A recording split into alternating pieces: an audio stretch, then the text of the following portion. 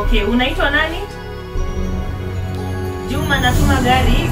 Mgonjwa ni mmoja tu? Okay, sawa, natuma gari. Echo 19 dispatch. Inatoka hapa Endo wafike pale kwa gate. Echo 19 dispatch.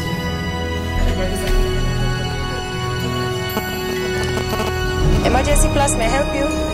Echo 12 dispatch.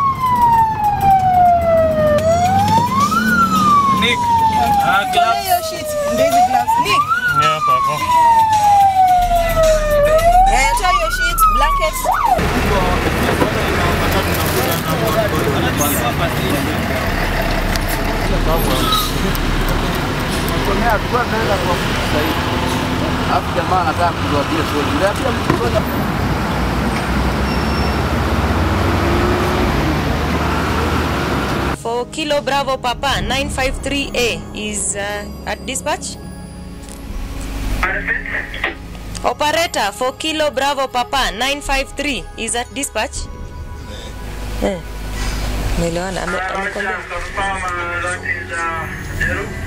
That's a 10-4, needs 10-1-3 for repair. Echo 19 dispatch. Confirm you have figures how many? Roger, 111. That's a 10-4. What was your 10-6 at Tango 1?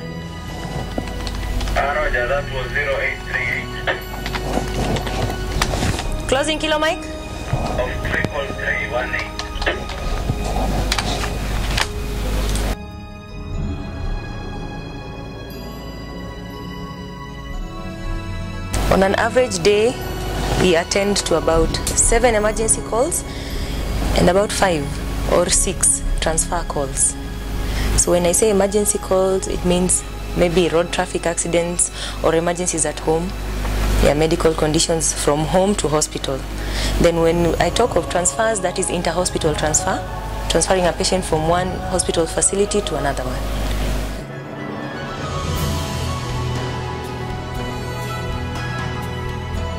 Our shift, that is from 7 a.m. to 7 p.m. Usually I get someone to relieve me for a few minutes because I might need to stretch and relax a bit and have a meal or something. But when it gets very busy, sometimes we even forget to have that meal.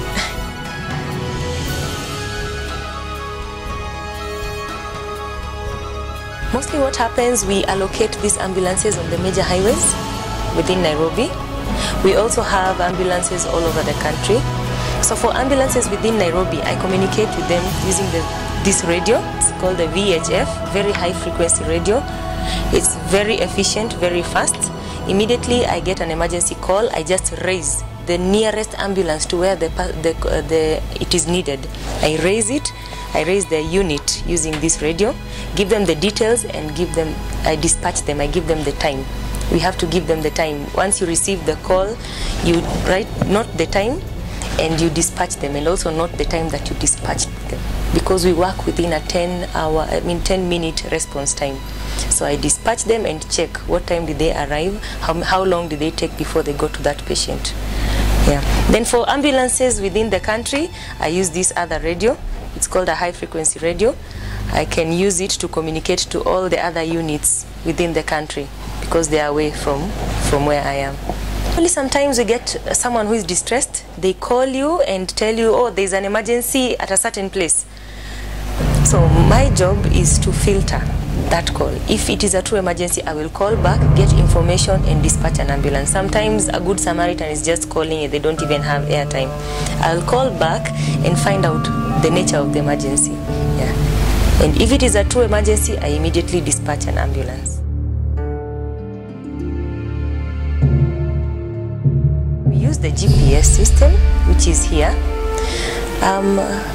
If there's an ambulance that is overspeeding, it will blink.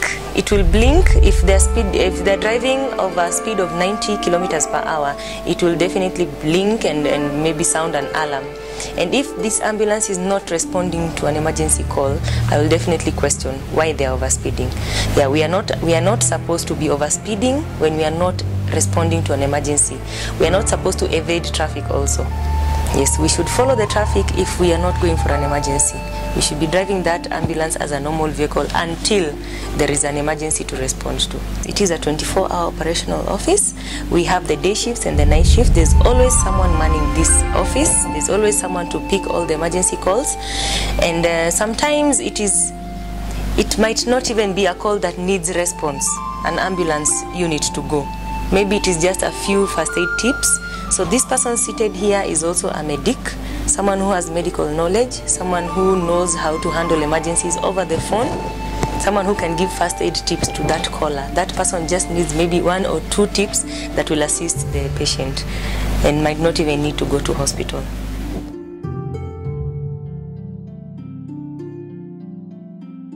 This is what we call patient advocacy. Anytime we already have a patient in our ambulance, we have to call the receiving facility. We just tell them that we are coming over with a patient with a certain condition so that they can also be prepared.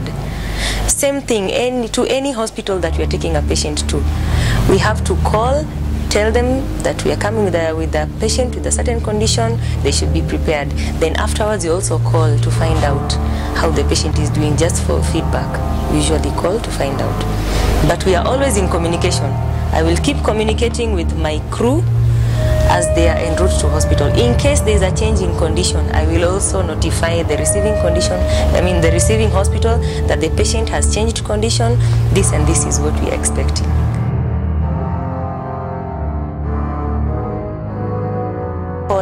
The number, how much we are charging them, and everything, it has to be entered. And anytime someone pays, there's always a receipt or something for documentation. Yeah, we have to document this. So anytime someone pays, they are issued with a receipt immediately.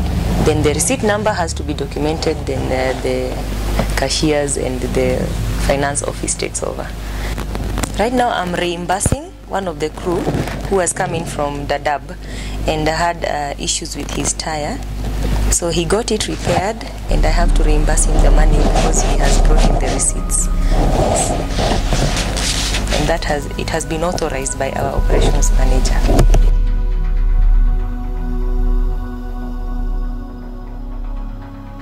Your 10-6 is figures 1049. The sentence for the closing of 34344. 33344, copy.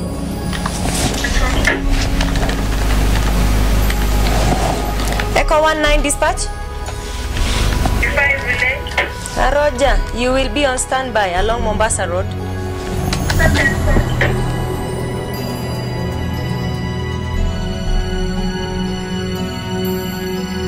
Receive a call,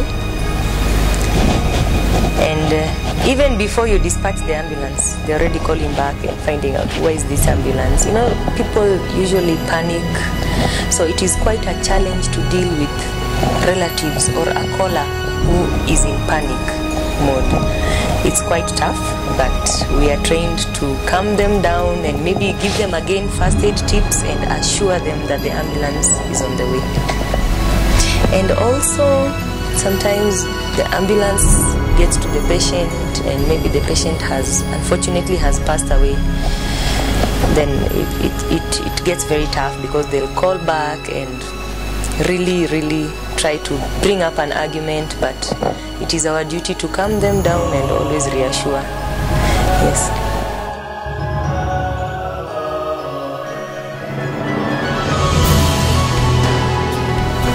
Yes, it does. I can be quite antisocial when I'm here because I'm really trying to concentrate, and I have so much to do because it's my job to ensure that all documentation is done, all the money at the end of the day is back here,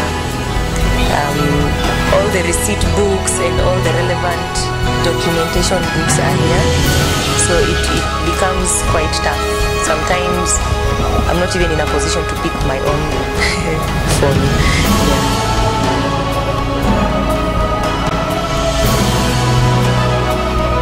It has its ups and downs, and it really feels good at the end of the day when you have accomplished all calls and all clients are happy with you and all patients go to hospital in the good condition. They did not change condition, or even if they changed condition, it was well managed and the patient go to hospital. It really feels good, especially when someone calls you back and tells you, thank you very much, our patient go to hospital in time and the patient is now fine, is already getting advanced care. That feels good.